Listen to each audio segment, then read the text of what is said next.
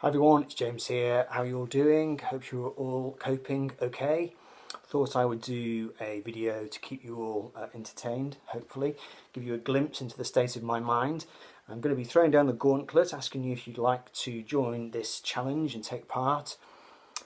This is going to be the totally insane 10 album link game.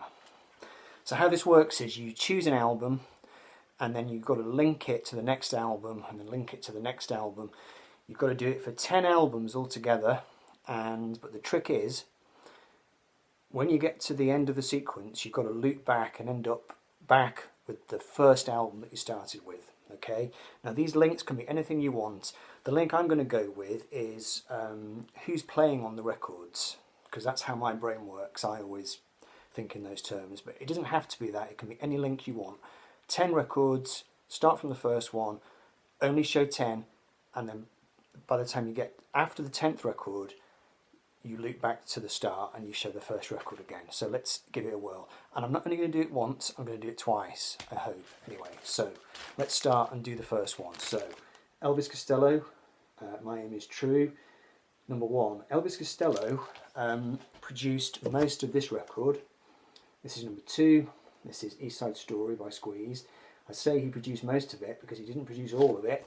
There was one track in Quintessence which was produced by number three, Dave Edmunds, classic Welsh rockabilly singer from the 60s who went on to achieve fame in the 1970s. Now Dave Edmunds, number three, he was instrumental really in introducing number four, Jeff Lynne, to George Harrison, and as a result of that, the band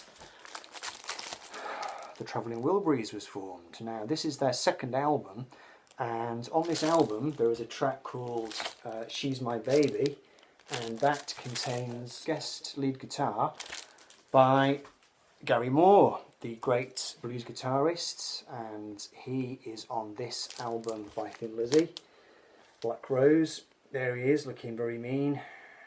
Now also in this band we have Phil Lynott as well, and he appeared on Jeff Wayne's musical version of War of the Worlds, and I've lost count now, but hopefully somebody's keeping count. And also on this album there was Justin Hayward, who had been in the Moody Blues, but I'm going to show this record. This is a solo album that he made. This is Justin Hayward and John Lodge and Blue Days. Justin Hayward joined the Moody Blues because another guitarist had left the band, and that guitarist's name was Denny Laine, who of course went on to be in Wings. This is his solo album, Our Lane. Denny Laine went on to be in Wings with Paul McCartney, and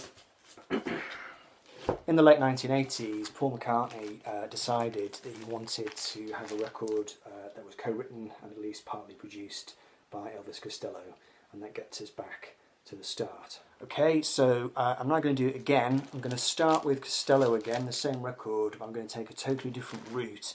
And apart from one artist, I think, they're all different artists from the first time. There is one that's the same, and this time I'm going to show one CD.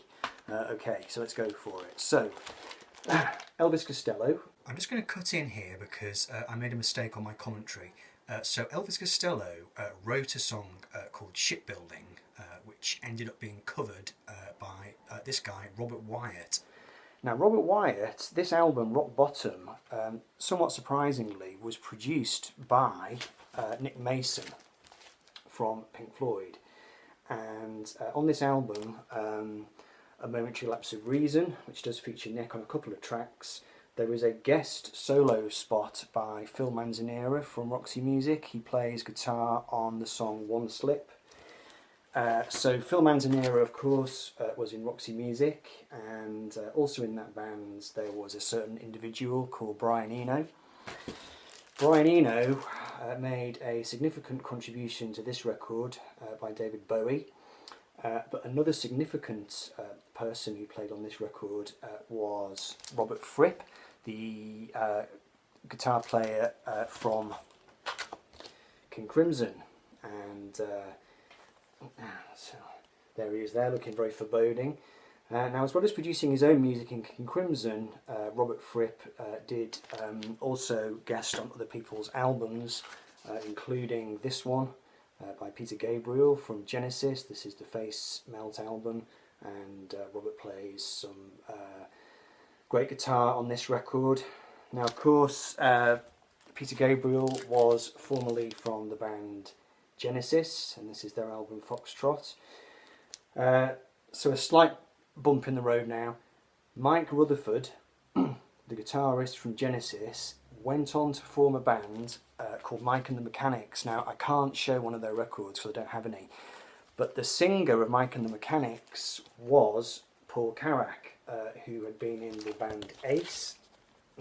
There he is there. He sang the song How Long in Ace. This is years before he joined Mike and the Mechanics, but that's Paul Carrack. Now, Paul Carrack, of course, also